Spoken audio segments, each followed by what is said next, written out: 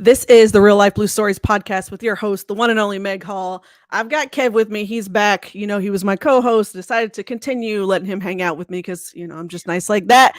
But we also have a guest, and I don't know if I can contain my excitement. I'm going to try to remain, calm and not fangirl here.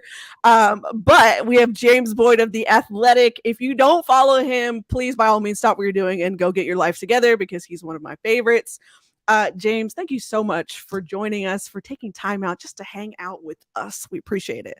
Yeah, thanks for having me. Obviously, I'm excited about it. Anytime we can talk about Colts is fun, and you all do a great job, and I feel like we have to support each other, so no problem. I appreciate that. All right, so those of you who are listening and watching, let's do a quick rundown of the show. So obviously we just had our quick introduction, so if you don't know, now you know. All right, so we're gonna go through the giddy up, which is basically, I love a good pun, so I'm sorry if you hate puns, like they're all over the show. But lots of horse and blue puns here. All right, so the giddy up is basically like, hey, how did you get your start? Where'd you come from? Tell us your story. We added a special segment for you called Becoming Ballard. So you're the GM of the Colts. You have 9 picks. What are you going to do? I'm interested to hear your thoughts. And then the last segment of the show is called Blue Light Special. That's where you get to ask us any questions, sports related or not. We usually get fun questions like, what's your top 5 Colts all time? What's your favorite movie? What unreasonable food opinions do you have? What's your favorite dad joke? Things of that nature. So we like to keep it light and fun. So let's just hop right into it. So I know that you're from Romeoville. Let's talk about that. Like, how did that shape you to where you got now? Like, what was the big influence you pulled from, like, growing up there? It's a suburb of Chicago, and I loved it. I enjoyed it. I had a good life growing up. I don't have a sob story, and I say that because where I'm from, a lot of people claim Chicago because it's like the cooler city or the tougher city, or there might be some parts that aren't that great, and you can act tough and all that stuff. But I had no problem telling people my parents did a great job. I had a good life. And I enjoyed it. I rep Romeoville because that's where I'm from. And I felt like if I'm from there, if you're from anywhere, you should be proud of where you're from and not have to lie essentially about where you're from. I think that's lame. So I made my name Romeoville Kid on Twitter and social media in college as like a troll joke. And it kind of just stuck. And I never changed it again. And so it's become sort of my thing. And even when I'm back home, I'll get that every now and then in public. But I love where I grew up. I'm always going to represent where I came from, be proud of where I came from. And even when I get a chance to try to go back and talk to the high schoolers about what I'm doing now and anything I can do to get back to my community and also the region as well, which is like my second home, I'm all for it. All right. I love that. I absolutely love that. I also want to talk about, I know you're a hooper. So I've been seeing your tweets for a while now about like, hey, where's a good hoop sesh going on? Like, point me in the direction. So how much is basketball woven into your life outside of previous writing that you've done? Man, so I grew up on basketball. That's number one sport in my family. And so I had a great time playing against my cousins. My grandma, where she stays, she has the only finished backyard on her block. And so we would have a whole neighborhood come out in Chicago where she stayed on the south side. And we'd have like neighborhood tournaments back then. And it was she had like a rule where you can get some water, but you can't come in the house. So she would bring some water out there. Can't come in the house. You ain't about to be letting her good air out and all that type of stuff. But it was fun. I enjoyed it. It taught me a lot about, competitiveness, being driven, learning the game, failure, those types of things, sportsmanship. Which to me is still overrated.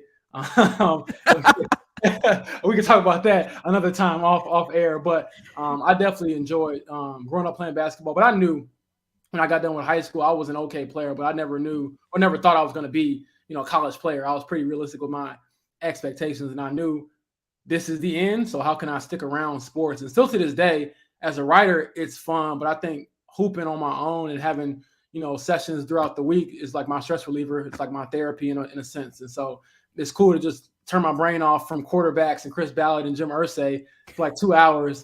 Can't do that as much now because we're in free agency and things like that. But it is a nice way to just decompress. Yeah, I feel that. I feel that on a personal level. So let's talk about as well. I know that you covered the Pacers before you covered the Colts, and I'm not gonna lie. When I told Kev that we were gonna have you on, he was like stoked. He's like, "Oh my gosh, I've been following him for so long. That's my guy." So let's talk about that. Like, how did that come to be? And I know you mentioned it when we were just chopping it up before the show. Like, how did you feel about not being able to cover the Pacers anymore? Yeah, I mean, I guess I'll start from like the beginning. I got my start in Indiana covering high school sports in Northwest Indiana, aka the region. And I love those kids to death to this day. A lot of those kids, John L. Davis of Florida Atlantic, went to Gary High School, 21st Century, and I've known him since he was probably 17 or 18 years old.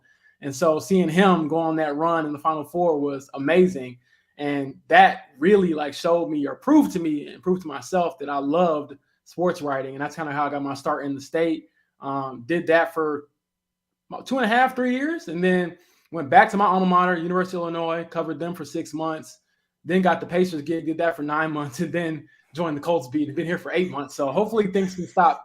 Maybe like the Colts, quarterback carousel, like it'll stop for me as well, and I can kind of get settled in. But the way the Pacers job came about was the work that I did, honestly, as a high school reporter up north, and the reputation I built. I was able to build some good relationships. So when the job opened up, I was told about it. Applied for it on like a whim. Didn't think I was going to get it. Like I took it serious, but I was thinking it was more so you'll get experience going through the hiring process and things like that, rather than, oh, you might get this job. And then when I did get it, that was super surreal. I remember I got the phone call at my grandma's house, which was full circle because you grew up playing basketball there, right? And get the call, and it's like, you're going to work in the NBA. And I didn't tell anybody until I got home. I was with my family. I forget what I was doing even home at that time. And when we drove home to Romeoville, I remember telling my dad and my family, we're all like in the same room. My dad just like started crying, running around our house. Mom was, jaw on the floor. Sister was jumping on top of me. And so that was a great moment. And I think since then, at least for my family, it was kind of like, oh, he's really like, they always believed in me, but I think it kind of opened their eyes as well. And even my own, it was like, dang, like you really in the NBA. To say like you work in the NBA is crazy. And to now say you work in the NFL is crazy. So it was a great experience. I would have never let that job go had, the athletic opportunity not opened up. And I think one thing I've at least tried to express publicly as well is that I wasn't, unhappy. I didn't like leave the job because anybody mistreated me. It was just a different opportunity. But yeah, it was hard, man. It was very hard because I was plugged in. I was breaking my little stories. Vegas Summer League is always nice and things like that. So it was a tough transition, but one that I was again grateful to remain in Indy. Yeah, I love that you mentioned the Vegas Summer League. I did get to see that in person last year. We took a trip to Vegas, and yeah, it was a different vibe and feel to be out there, like where it starts in the trenches, and then seeing these guys like just transform throughout the year. So yeah, if you're a hooper, you're like, oh my goodness, I've made it. Oh man, Benedict Mather, he was great in summer league, and then to see him like take it that far, Kev, and see him really take off throughout the season, I was like, oh man, this dude is legit. And so I was very proud to at least write a couple stories about him and the other guys before I left. Tyrese as well, who's an amazing trash talker. We got into it a lot about Big Ten basketball because I went to Big Ten school. He went to Big 12 school, and I would tell him, he would tell me Big Ten basketball is trash. I hate it. It's too slow. And I would tell him, you only went to Iowa State because Iowa wouldn't accept you and stuff like that. So, it was cool, man. But he's honestly, of every star player or pro player I've covered in my short time, I haven't covered a lot of them, obviously, but he is that perfect blend of like best player, best quote, best personality, doesn't take himself too seriously, even social issues. He's a great person. So it was very hard to not cover him on a regular basis, especially when you see like the foundation being laid. But at the same time, I mean, it's exciting now to be here covering the Colts with you all, knowing that, they're going through some big changes. Yeah, absolutely. Yeah, I tell you, you broke my heart there, James, for about half a tweet. I was like, no. Oh, okay. All right. We'll live with that. Okay. You're going to stick around, cover the Colts. Oh, okay. Man. I'll be fine, I guess. I will survive. But yeah, definitely missed that Pacers coverage. I love that you still have a chance to, be in the same city here with covering the Colts. I'm sure that's got to be great. But yeah, selfishly, I'm glad to have you. And as you mentioned, I do kind of hope the carousel sits still for a little bit. Yeah, I appreciate that. Work-life balance is better too in the NFL, so I can't complain. It's not as many games, Yeah, I mean, honestly, people don't realize like you're not traveling with the players. I get that all the time, but you're not doing that. NFL or NBA. But the NBA is just tough because, you know, you might be in 4 different cities in 6 nights or something like that. I remember going on a West Coast road trip. You were gone for 11 or 12 days. And so those types of things. And you might come home for like 2 days and be gone again. So it's a grind. It's a privilege, but it is definitely a grind. And I do like the 9 to 5 sort of schedule that you have with the NFL, with the exception of game day, which is long. But even then, you know, usually the Colts are playing like 1 or 3. So it isn't like, you know, 1 or 4. I mean, and it's not too long of a day. But yeah, either way, I mean, you get to work in sports. I tell people all the time, like when I did high school sports, I thought I made it. So anything after that is like gravy, you know, icing, whatever you want to call it. I'm just blessed to be here. I love it. I love it. I love it. All right. So we know that you covered the Colts. You experienced such a wild season for your first season on the beat. Oh, I can only imagine the types of conversations and thoughts that you had. Like, this is my first time covering the NFL. I get it on a 4-12 season. The sky is falling. Nothing makes sense. What were your thoughts before we get into the Becoming Ballard section? But I just had to ask, like, what were, can you give us like 3 or 4 words that you could use to describe this season as like your first time covering the NFL? Man, I'll say tie, because the first game I ever freaking covered was a tie, which was, I mean, what are the odds of that? It was exciting. I'll say that for sure, because even though it wasn't a great season, like from the team perspective, again, like my perspective, you're covering the NFL. Like that's a dream come true to be able to do that. I've told the story before, but I went to Vegas to accept an award that I won for when I was on high school sports in Vegas in 2021, August 2021. And I told my dad, when we went to visit, went to accept the award. He's a diehard Raiders fan. So we went to accept the award and went on a tour of Allegiant Stadium. And before I left, I told him, I was like, I'm going to be back. And when I come back, I ain't paying to get here. And so that was a really cool moment to have it come full circle. And that was before I even got the Pacers job. So I didn't know when that would happen. It wasn't like I knew some things were going to line up. It was just like, you know, God gives me the opportunity. It's going to be pretty sweet. So going back, that was such a surreal, you know, moment. But then you talk about the season itself. Oh man, exciting, tie, crazy. I guess if I got to pick a 4th word, I'll say, you know, man, change. change, a lot of change during that season, a lot of change coming for sure. Yeah, absolutely. All right. So we know that a lot of change happened. With that comes the Colts are now in the top 5 of the draft, which is a very foreign territory for them, right? Like we haven't been this bad. We've been just good enough to be in the teens, the latter half of the rounds, but now you've been terrible and you get to be in the top half of the draft. So I thought that it would be a really fun exercise to have you sit in the shoes of Chris Ballard, someone that you've covered personally, someone that you've obviously gotten to know over the last 8 to 9 months. So this is a scenario. You're the GM of the Colts. You have 9 picks to be used as you see fit. If roster implications are of no consequence, so like nothing is going to happen for you taking these picks, who are you drafting? Where do you start? Oh, man. Easy one, right? Super easy. Super easy. Yeah, I'm going to say number 4, I'm taking Anthony Richardson. And I know that's a hot button topic, because we're going to have the people that Why say, do you hate Will Levis so much, James? Yeah, I was just about to ask. Jokes aside, I really do think that's a serious thing. Like, people need to kind of lay off him. And I get that it's not the majority of Colts fans. It's just like that small group of every fan base. I hate when people say, oh, this fan group is so terrible. It's like the select group of every fan base is just mean. But I think he has a ton of upside as well. It's just that Anthony Richardson, if you haven't moved up to number 1, then to me, go get the guy who could become, you know, Lamar or Cam Newton or Cam Jackson, as he put it. And then plus I want to continue our beef. So that'll be fun. But I mean, he's a freak. I just don't see how you can not seriously consider him, because to me, the other side of it is, if you really believe in Shane Steichen and what he can do with quarterbacks, I mean, why don't you hand him the keys to a guy who has the stuff you can't teach?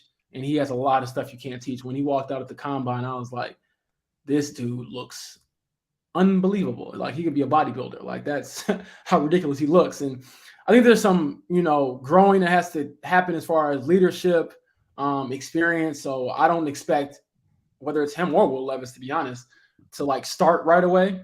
Mm-hmm. Maybe there is some of that that nurturing that comes along with it, with Gardner Minshew mania, whatever they call it. So we'll see how that goes. So he's my number 4. If I got to go second round, first pick, I don't even know if he'll be there. Darnell Washington, the tight end. Oh man, I think that he is a drop. That's like a wish list pick right there.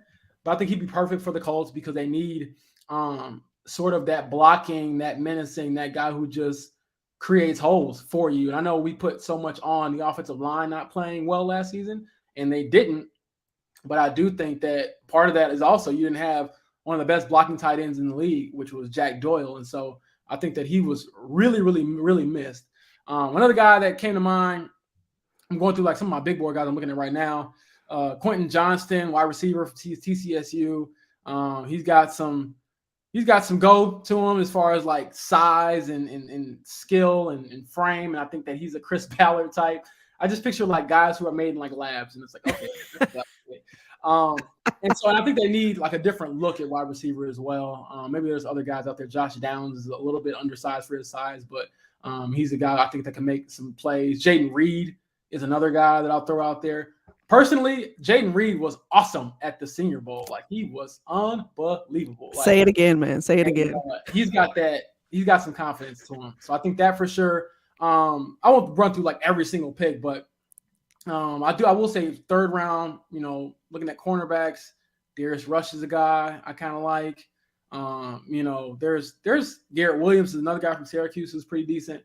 I just think that they have to make sure they plug some of these holes. Like when Ballard said, last week, we got rid of Gilmore because we believe in Isaiah and, Dallas, they could step up. And I'm like, oh, wait a second. Like, this sounds a lot like what you said about the offensive line last year. And, as much as I believe in those guys, I think they're ready to make a jump. Are they ready to be starters like in the NFL full time? Like Isaiah might be, Dallas maybe not so much. So we'll see. But I do think that we're going to see a nice mix of positions. And I do think that, we'll see some depth picks as far as the offensive line as well. But personally, I think that they should, at least for the offensive line reinforcement, look at some, more experienced players. If you're not drafting like high on an offensive lineman, because I just don't see like a 4th round guy coming in or 3rd round guy coming in and being a starter and protecting your prized possession at quarterback. So we'll see. I'm excited about it. I mean, QB is everything in this league, right? So we'll see. There's options out there, and I hate when people act like they aren't, just get this guy, just get this guy. And I honestly think that this could really go up until draft day, because you just don't know what Arizona might do. They could trade on draft night, number 3, and then, see what happens from there. So, or do the Colts trade up from 4 to 3? So we'll see, y'all. I mean, I want to hear your thoughts as well, but it is, I've run myself around that hamster wheel many times trying to figure out what the heck is going on and what might they do. So I want to ask this question because I know it's actually been debated right now in Colts Twitter. If you've been roaming through Colts Twitter, so a lot of Colts Twitter is absolutely convinced that the pick will be a quarterback at 4. However, I like to think that if you've been paying attention, if you know Chris Ballard, that he's not going to force a pick there. Like he just won't. Right. So I want to get your thoughts on what do you think are the odds of them not taking a quarterback at 4 and either keeping the pick and making, another selection for, area of need, or do you think that he would just trade back a little further into the first round to get, additional picks? Yeah, he's been coy about that, which is smart as a GM. I think all good GMs lie. You have to. You can't just come out and say. I'm being real, y'all. Like, Kev, if you're the GM of the Colts, you're not gonna come out and say we need a quarterback. Like, you want to make sure that no one jumps you. I'm gonna come out and say there's this guy in the 3rd round that everybody's been sleeping on. We're really hype on him. Exactly. You guys are missing something that we're seeing. Exactly. You want to make sure that you're, I guess up, charging or upselling everything else that maybe you won't do for real. But I do think that it is a long shot for them to not pick a quarterback at number 4. I just think that you can't, and this is how I look at it, you can't bank on if you just take one and he isn't all that, you'll be able to get Drake May or Caleb Williams next year. I've been reminding people, Gardner Minshew is like pretty good. He was like the best backup quarterback on the market. He's got a 44, I think, to 15 touchdown interception ratio in his career. He's probably good enough to win you 3 or 4 games. And 3 or 4 games means you won't have, or you might not have the first or second pick. And so I think that this is where you have to get together with your brain trust. You have to lean on Shane Steichen and what he believes in and pick someone finally. I get it. Like, he's been very conservative in his approach to the draft. He could always trade back and, possibly get a, Hendon Hooker. But to me, I would rather bank my future on, one of Will Levis or Anthony Richardson than a guy who I think Hendon Hooker is a great player. I think there is some development things that have to come along besides the injury in his age, but I just don't see him banking on, a guy that's 25 who's coming off an ACL injury. And I'll say this too as well. Everyone loves and Kev, this from like Pacers world. Everyone loves these super athletic guys like Shaden Sharp in the NBA. For those of you who don't know, Google him. He is unbelievable with athleticism. But everyone, in Pacers world was like, they got to get this guy. He could be the next superstar. And he very well could be. But, there's a risk factor there. Like, it's not guaranteed that Anthony Richardson is going to be the next Cam Newton or the next Lamar Jackson. There's a strong likelihood that he won't be. Not saying that about him specifically. It's just quarterbacks in general. Many of them do not pan out to be superstars. So even with that in mind, Ballard's got to get some skin in the game and pick, in my opinion, Will Levis, Anthony Richardson, have confidence in that pick. And we won't know until maybe 2 or 3 years down the line if it's the right pick. But I do not see him passing on a quarterback, not now. And especially from the pressure he's getting from his owner. Like, everything Jim Irsay is saying is like, I tried to get a quarterback before we got Carson Wentz. Like, I tried to do this. I tried to do that. And so I think that he's feeling that pressure as well as an owner. Like, our franchise historically has been great when we've had a great quarterback. They're not the Steelers who have like, they win by, these ugly ways and defense and stuff. They've had some good defenses and things like that. But outside of Andrew Luck and Peyton Manning, the Colts have stunk. I guess the Indianapolis Colts, that is, the modern Colts. And so, you got to get you a quarterback to get off of like that mediocre, hamster wheel you've been on and I guess get back to the upper quartile. Yeah, exactly. We don't want to end up in that where the Pacers ended up for some time, where you're right there in that what I like to call no man's land or purgatory, where you're just good enough to maybe make the playoffs, but you're never bad enough to get into the lottery. Exactly. Yeah. So I agree. And as much as I have a hard time, I will never be able to say there's 100% chance that Chris Ballard goes quarterback at 4. But I believe that that's what we have to do, right? So I still have that like little inkling of doubt. Like, right. There's a really good offer from the Raiders, like I won't drop my drink on the floor if I see, we have announced a trade. I won't be so shocked. But I believe it's got to be one of those two guys there. And yeah, at that point, whatever disagreements we may have as a fan base, whichever guy is the guy, because that's, as you mentioned, like that's why Steichen's here, right? Are you going to wait another year to give? You went and got a quarterback guru. You're going to really set him at a disadvantage to not give him his quarterback in year 1. So anyway, just that was my thoughts there on that top pick. Not to be like bogus, but say you get Anthony Richardson or you get Will Levis and they play towards the end of the season or they don't play the first season and your season is awful. I mean, I'm not going to sit up here and say you don't consider Caleb Williams or you don't consider – I mean, you'd be like kind of like the Bears at that point where you have a quarterback, but do you believe in him enough to stick with him? And at that point, unlike Justin Fields, you probably haven't played enough to know. But let's not be like ridiculous and act like, if the Colts ended up, 1 and whatever, 2 and whatever, ended up with the first pick, it'd be a no-brainer probably to take a quarterback again next year and figure it out from there because that's what matters in this position. I will say, though, in regard to just drafting a quarterback, I think that that's the most likely scenario, whether it's, trading up to 3, trading back, which I think is extremely unlikely. So Kev, deep breaths. I still think that's still more realistic than Lamar Jackson, which has been all in all of our mentions, obviously, because of his talent. But I just think with the money, the picks, the injury history, I just don't see that being a realistic option. I know Twitter was kind of in a frenzy the last few days because the Colts didn't say no, but I put in my column this past week, They didn't say yes either. I think everyone kind of just took it and ran. And it's like, no, he just said we have to consider him, which literally means we have to consider him. And I respected Chris Ballard for even saying that. And I respected Jim Irsay for saying he's against fully guaranteed contracts, unlike other owners who are making up, ridiculous excuses as to why they don't pursue Lamar Jackson, or at least consider him. Like the Atlanta Falcons owner to say, well, he's been hurt. Like, no, you guys tried to pursue Deshaun Watson. We know what he did or didn't do, whatever. He missed an entire season because of that. And then he missed 11 games last year. You still were trying to give him, a lot of money to be your quarterback. So let's keep it, honest, which again, I respect Jim Irsay for saying flat out, I don't like fully guaranteed deals. That's cool. I just love this full breakdown that you just gave because I feel like you've been echoing all the things I've been trying to say on Twitter. Like my poor little heart has been like suffering the last, I would say, like week or two because my mentions have been in ruins. Kev's mentions have been in ruins. I feel like, we just have been trying to advocate for, hey, let's be realistic about, what's in front of us or whatever else. And people are either all in on Lamar, that's the only option, or they're all in on whatever their quarterback of choice is. And the thing is, I threw out the other day about like, hey, what happens if he doesn't take a quarterback? Oh, that's never going to happen, blah, blah, blah. And I'm like, okay, I just want you all to be aware of the possibilities. There's never 100% chance. Like, exactly. I would say like, I'm probably 98% sure they're going to take a quarterback at 4, right? If they stay at 4, if they move up to 3, they're going to take a quarterback. But that little 2% chance is if like, okay, all of our guys are gone.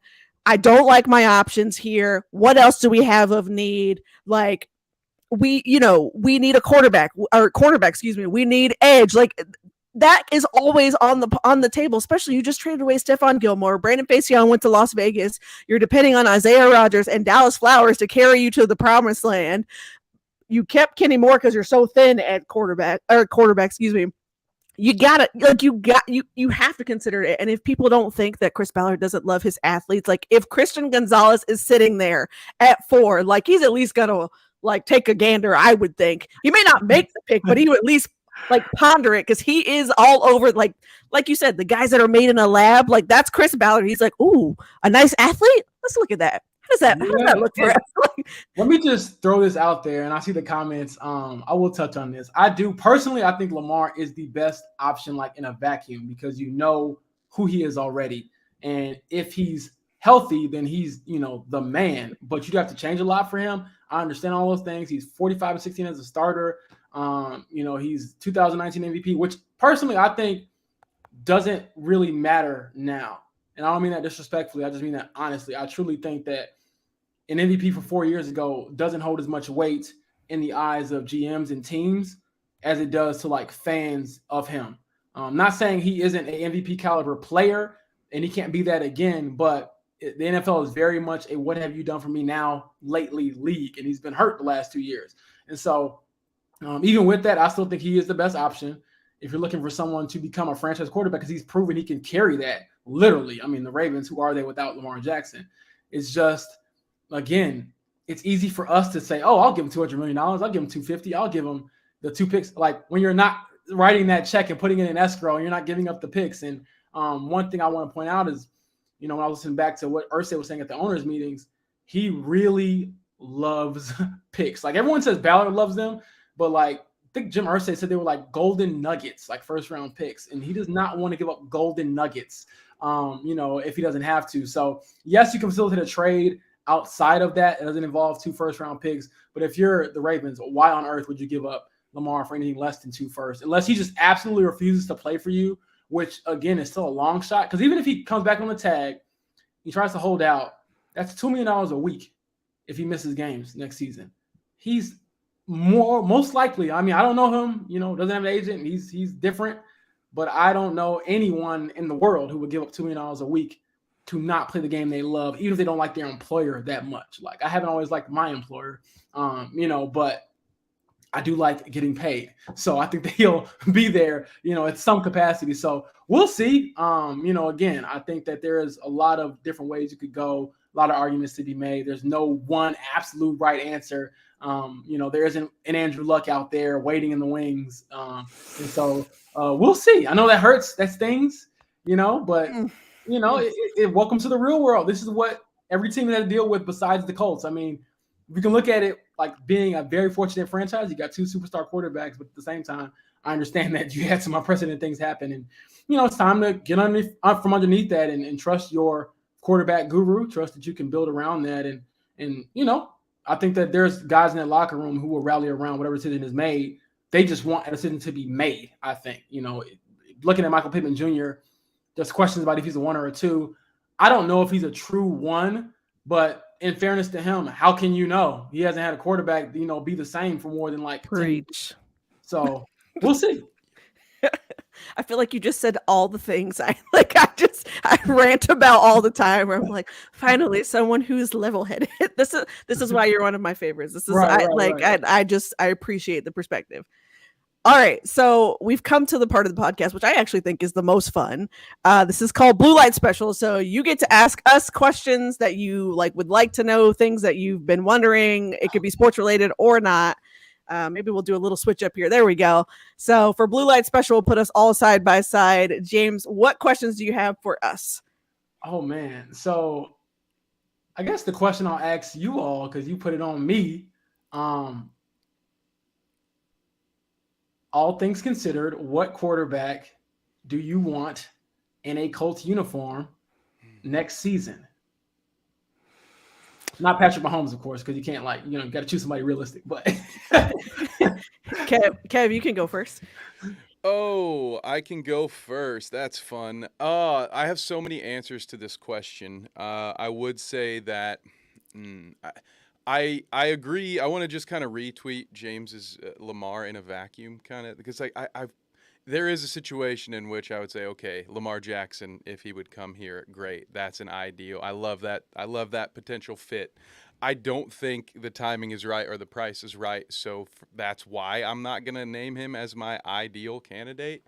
And at this point, I don't know. I'm really torn. I watched more Levis and Richardson tape over the weekend and today, and I went back with Levis and watched not only just more of this year's tape, but more of 2021 tape to try to take a look at the styles of offense and all that stuff. And I saw the one thing about Levis that I saw in those 2021 highlights were some not only some fast runs, like some physical runs. He's not the fastest guy on the field. He's not going to be, but he's tough. He was breaking some tackles. It did remind me of a young Stanford player back in the day, a light version maybe of it, but it did remind me a little bit of James almost no, for real. He's not lying. He is Will Levis is loved by his teammates, his coaches. He is very, very tough. So I think you got to give him credit where credit is due. Absolutely. Let me cut in and say, yes, I'm giving him 100% credit for being tough. Let me make that clear. I'm 100%. I just was laughing at the reaction where you were like, oh yeah, I have to get my, Davis on. He had some nice, 20, 30-yard scrambles. So I do think, I do think that his ceiling athletically is something more from 2021 than maybe what we saw at the end of the year. I'm excited to see what he'll be able to do when fully healthy.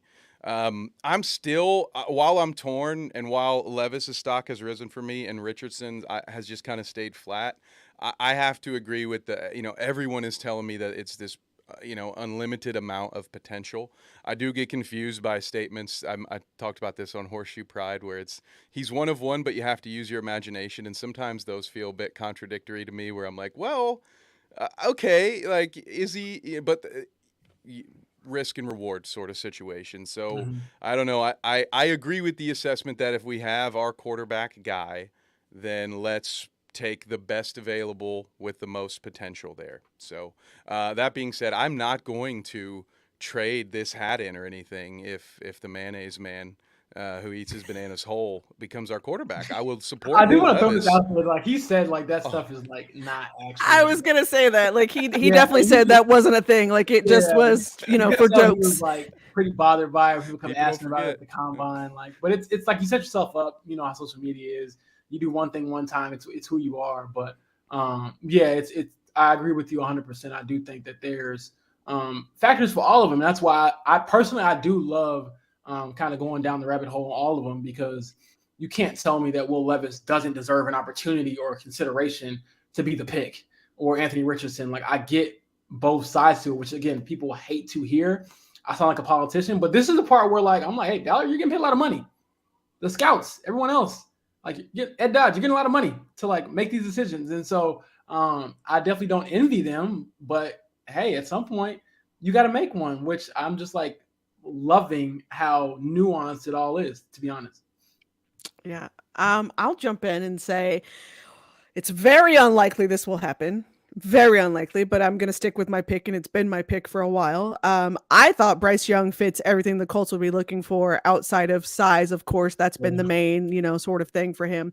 But you're talking about a very high character guy. You're talking about a guy who is cerebral. You heard the reports, even when the Panthers met with him, like he blew Frank Reich away with his, his football knowledge. Nick Saban has spoken at length about how much of just a stud Bryce Young is. Obviously, I'm an SEC fan. If you didn't know, my lowly little Auburn Tigers are not on the map. But I've watched enough of SEC football, so I've seen a good bit of Will Levis, good bit of Bryce Young. Even though it pains my heart as an Auburn fan to say that I would want Bryce Young as my quarterback, yeah, give me Bryce Young. If for some reason, because crazy things have happened on draft day, we all know that. But if by some chance that Bryce Young falls to the Colts at 3 or 4, like I will not know what to do with myself. I will be just ecstatic because I just didn't see a scenario in which that happens. I still don't think it happens, but the fan in me is like, hey, I'm here for all the chaos.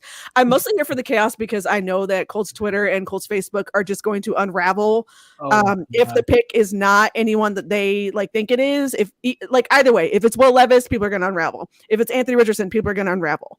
If it's not a quarterback, if they wait and go pick up Hendon Hooker, they're going to unravel. Or the current reports, Jaron Hall is someone on their radar. They're going to unravel. Just give me all the chaos for that. I'm here for it. I'm here for the chaos. I just want to see the reactions. But yeah, that said, I would take Bryce Young in an ideal situation. Yeah, no, I get it. He was special. And what's crazy is being at the combine, seeing all these guys face to face. Bryce is literally my size. He's my height, and he doesn't talk with this booming voice. He's very, very reserved. They call it Sabanized, I guess, because his answers are very cookie cutter. But I'm I would love to hear him mic'd up, because I'm the switch of because he's super nice, super classy, all these things, and I'm you play in the SEC at Alabama as the quarterback. I get it that Saban is the overseer, but there has to be something that flips. And I love seeing that switch. We saw a little bit with CJ Stroud, who was probably the best interview, because he was honest, vulnerable, confident, not cocky, and he could listen to him. I was he can command the locker room. And then you get to Anthony Richardson, and he's pretty young. You can still tell the way he talks and the way he acts, and that's not a bad thing. It's just you can tell there's some growing up and maturing, and I don't mean that in a negative way at all. It's just what comes with being a one-year starter, and frankly, he's 20. He's 20, and I know Wikipedia says he's 21, but no, he's actually 20. They were able to confirm that at Florida's Pro Day. He is 20. He cannot drink or do anything. So that is very much, to me, I'm wow, you're going to be taxed with, changing a franchise. Not right now, at least, but you're 20 and you're being handed the keys to a franchise eventually, in a few weeks. And so there's going to be that. And then Will Levis, I felt he tried a little bit, maybe too hard to say the things that, grab attention. I remember asking him about his upside and what he could do for a team right now. And he's I can bring him a championship team right now. And I'm no, you can't, in my mind, because it's not disrespectful. It's just what? Andrew Luck came in and made them a playoff team right away. That does not happen, most of the time, even if you're really good, because Peyton Manning didn't do that. And so I think that there's factors for all of them. But my thing is, in the human in me, I know it sounds like a softie, but I don't ever want to tell someone they can't do something, or they're terrible, or they can't, they're never going to be this before they have a chance to actually do it. Now, again, you could come back and tell me 2 years from now, James, you're absolutely wrong on this guy or that guy, which is fine. But right now, I can't tell you again that they don't deserve at least consideration to be the Colts' next franchise quarterback. And again, that's what those big checks are meant for. They got to make a decision, and I just got to sit back and analyze it and be the guy who tells them you're right, you're wrong. And I promise I at least won't say you're right or wrong the first night. I know there's gonna be a lot of hot takes on that type of stuff. And that gets clicks, but at the end of the day, I do remember I got to show up and talk to these guys every day. So you don't want to be the person that says something crazy, disrespectful and not have to show up for it. So again, I might have to box Anthony Richardson when I see him, which is not one of my favorite at all. But even that question, I feel like it was a fair one. Everyone was saying, hey, you're Cam Newton. Hey, you're Lamar Jackson. And I just respectfully asked them, hey, teams look at you and saying you're a project. I'm not saying that in a negative way. All these quarterbacks are projects, but that is like they're not picking you because you had a great season at Florida. They're picking you because you have great like flashes. And if it can be sustained, then you can be, because part of me was like, if it was that easy, if you were Cam, if you were Lamar, you'd be number one pick given your physical attributes and it wouldn't be a question about it. So again, that's what makes it fun. I mean, 20-year-old with a rocket arm, he looks like a Greek god. His voice is extremely deep to be 20. And I was like, dang, man. So everyone, again, keeps thinking I'm going to be like scared to talk to the guy. But no, I think it'll be actually a good opportunity to follow up and just see where he's at. And so I'm excited for it. I mean, I feel like I'm in this lull right now.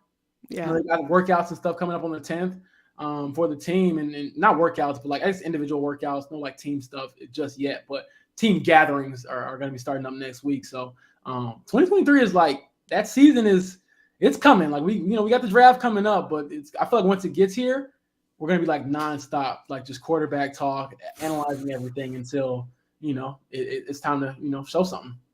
Yeah, I don't know if you heard me talking like before the podcast started, but I was telling Kev like we booked a vacation, not realizing when we booked the vacation it was like draft weekend. So my husband and I booked it, and we're looking at the dates, and I'm like, "That's the draft weekend," and he's like, "Well, it's already paid for now. Like we kind of have to go." And I'm like, "Okay, well, I just want you to know, like I will be on my phone, I'll be on my laptop." And he's like, "Are you gonna be glued to it?" I'm like, "Not glued, but." The draft is like I gotta cover this, like just something like. But he knows me. He knows like wherever we are, like it doesn't matter what sporting event is on. Like I'm usually covering it, I'm watching it, or whatever else. Like it's not going to stop me from where I'm at. So I just had to prepare him ahead of time. Like articles will be written, podcasts will probably be done on the go. Like we'll be watching actively because I know there's going to be so much talk, so much analysis. Not just from fans, but from all of us who cover the Colts, from other teams that, could potentially jump into the fray at 3. Like it's going to be really, really insane. I think the days leading up and of course the day of. Just curious to see what trades, happen and throw the whole thing into flux. Oh man, I'm just getting like, I'm very curious to see how my first NFL draft goes. Cause like the NBA draft is one night. You get free food one night, you go to the Pacers facility, they might have 2 picks. They had 3 last year, which was like more than most teams, in and out, you're done. And then I feel like I'm just going to be at the Colts' practice facility, in my PJs basically, because they had to be there all day. I'm not looking forward to that at all, but it'll be fun. And I think, again, anytime big picture wise, you see guys get an opportunity to live their dream, that's always like in the back of my mind. Like, you might not like the pick, but at the end of the day, these guys are trying to feed their families or, make something for themselves or make a name for themselves. And so I got to respect that. And I ain't getting on the field. I ain't about to get hit or hit anybody. So I think you got to kind of be partly crazy to play the sport anyways. And so when you do it at that level, I got to respect it. I love it. I love it. All right. I do have one more question for the Blue Light Special. This one's for you. What is your go-to move? Every Hooper's got one. So what is your go-to move on the court? Yeah. So for me, it's probably just a simple right to left crossover. I got a pretty good like left hand finish, so I like to go left a lot. And I have a nice little reverse layup that I do every now and then on the baseline. People try to like, block my shot, and I'll go up and switch hands, a la Kyrie, not MJ, because I don't have that kind of hang time. But that's usually my go-to move. Right to left crossover, get downhill, and just lay it up and finish through contact. I don't go in and try to finish as like much as I used to when I was in like high school and even intramurals in college, because now it's like you don't get anything out of it but a check ball at the top, and you might have like a sore hip or something. So I make a lot of business decisions out there, and usually it's just, a way to get cardio, have a good time. I enjoy it. Anybody got any runs, hit me up. I'll be happy to show up and compete. And for me, in all honesty, it is a good way to just not be, I I guess, as buttoned up or be as nice. Let the dog out a little bit. I don't talk trash. I don't talk anything really. But I love competing. Like, I don't really want to play with anybody that's not trying. And I do hate losing, but if you give it all you got, get a good sweating, and that's usually my type of thing. So I won't sit up here and say I got some Kyrie Irving handles and like that. Like, nah, I'm very much a, if you don't want to run when you guard me, it's gonna be a long day for you because I'm in pretty good shape, pretty skinny guy. So I use my advantages. So I'm very much I'll guard the other team's best player on the perimeter.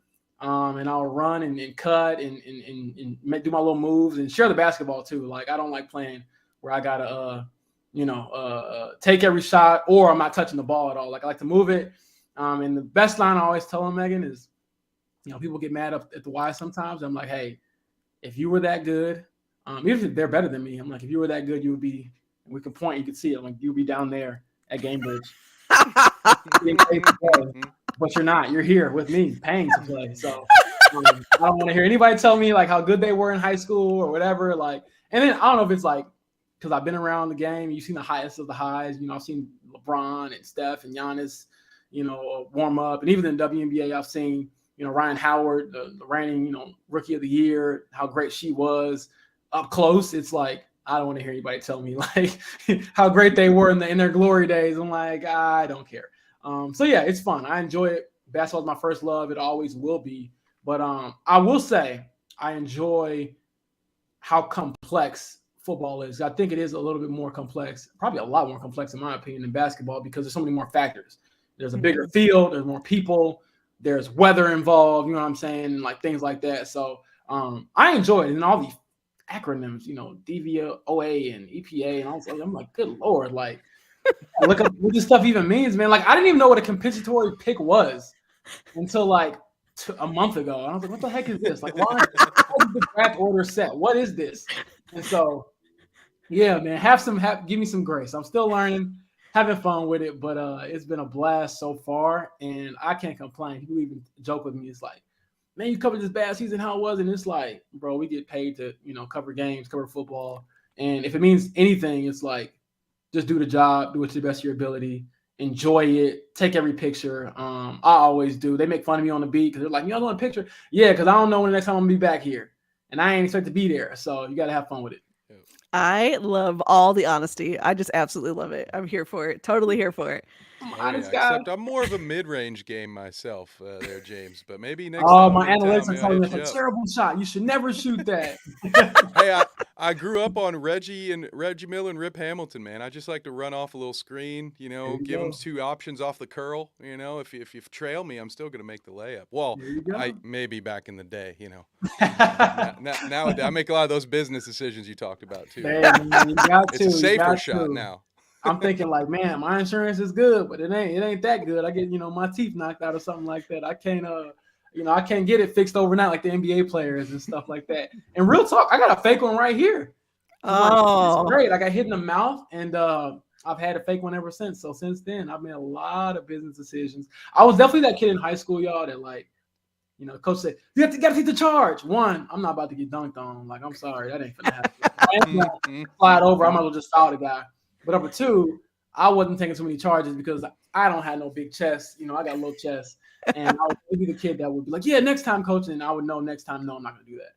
And my mom would be like, no, you're not going to do that. So it was right decisions, So, again, I mean, I enjoyed you all for having me on here. I love talking Colts, as you can tell. I love engaging with the fans.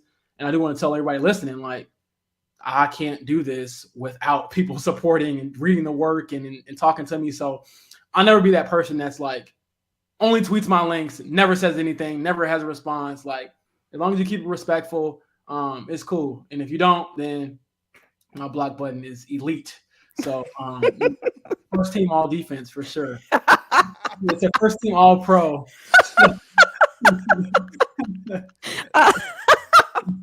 Oh my goodness. I love that. I love that. All right, James. So let me say this first and foremost. Thank you so much for sharing about your story, being honest, being real with us. We appreciate you so much for that. Tell the people where they can find you on all the socials, where they can find you on the internets. Yeah, you can follow me at Romeoville Kid on Twitter, Instagram, TikTok. I've been lazy, but I promise I will upload like day in life at like the combine and other things that I've kind of had, just tucked away because I've been working on other things. But I'll get it all up eventually, so you can check that out. But stay tuned. I got some things up my sleeve that I think you all will enjoy. I don't think anybody else on the beat has some of this stuff, so it'll be a nice way to, I guess, put my name out there a little bit more. But I will say again, I can't do it without the support, so I appreciate it. Make sure at the end of the day, man, you enjoying your life. So I'm very passionate about, mental health awareness, making sure you talk about your feelings, all those things. Like, I am a Colts writer, but that's not all I am. So I try to make sure that I remind everyone out there, like, you enjoy yourself. If you need some help, make sure you ask for it. It's worked. I promise it's, there's always hope on the other side for the Colts and you and things like that. So, yeah, man, we'll keep this thing rolling and see what year 2 brings, because I feel like I'm like a veteran after going through year 1. Like, you've experienced quite a lot in your first season. Man, like, you are seasoned now. That Jeff Saturday, press conference that night, I remember thinking like, oh man, you are in the thick of this thing here, baby. So yeah, it's definitely been a fun experience. And again, something I just can't take for granted, because and I will say this too, to you two, keep doing what you're doing. Don't let anybody tell you, like, because you're in whatever lane you're in, it's not real or it doesn't matter as much. Like, that's the cool thing about the era we're in. Like, everyone has a phone, has a camera. Is it always used for positive things? Maybe not, but there's a lot of good people out there like you two who are doing your part in your lane, finding your way to, to cover the team. So continue to do that and celebrate your wins too. Like, when Meg, you announced like, hey, I'm writing for, basically USA Today and things like that. Like, that's awesome. Like, I will always support that. I'm never going to hate on you. I'm never going to tell you my stuff is better than your stuff or mine. Like, nah, man, like, there's space for everybody to win and, win together. I appreciate that. Appreciate that wholeheartedly. We've been out here grinding for the last like year plus. Kevin and I've been in the trenches, man. We've been in the trenches out here, putting some legitimacy behind our names and things like that. So we appreciate that. The recognition is definitely appreciated. Kev, tell the people where they can find you on the internets. Well, speaking of some of that grind, you can find me on the internet at Bite Size Sports. Actually, some of my friends are probably talking about the AFC North and East right about now, if you want to go hang out and check that out afterwards. But I also, this one's new, Meg, I am now the official voice of Carnage TV. I am a MMA play-by-play guy now, so check us out there. I'll share the next pay-per-view link very soon, but I am still learning all the moves, but I'm having a blast doing it, guys. So he's like, I don't know anything, but it's amazing. Jeff said he got hands. That's what that was.